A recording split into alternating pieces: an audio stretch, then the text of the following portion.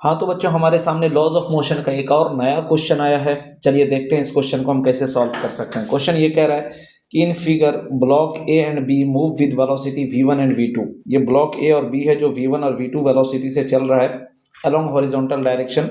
Find the ratio of v1 and v2।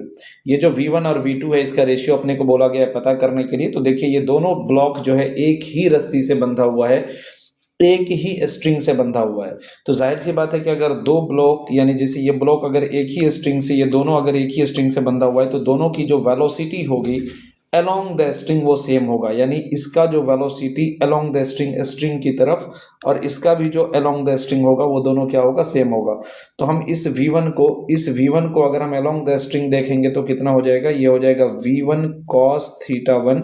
और इसी तरीके से इस v2 को, ये हमारा v2 है, v2 का अगर हम कंपोनेंट देखेंगे अलोंग द स्ट्रिंग तो इस स्ट्रिंग को हमें अपने को इधर की तरफ बढ़ाना होगा। और ये एंगल अगर थीटा 2 है तो ये एंगल अपना थीटा 2 आ जाएगा। और v2 का जो कंपोनेंट आएगा अलोंग द स्ट्रिंग वो हो जाएगा कितना, v2 cos थीटा 2।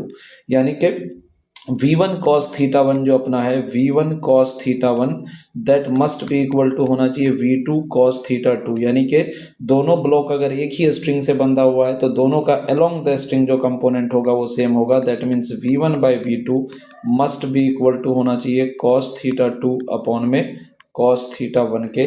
और इस हिसाब से v1 बाई v2 बराबर cos theta 2 by cos theta 1, that is option C will be correct हो जाएगा। Thank you.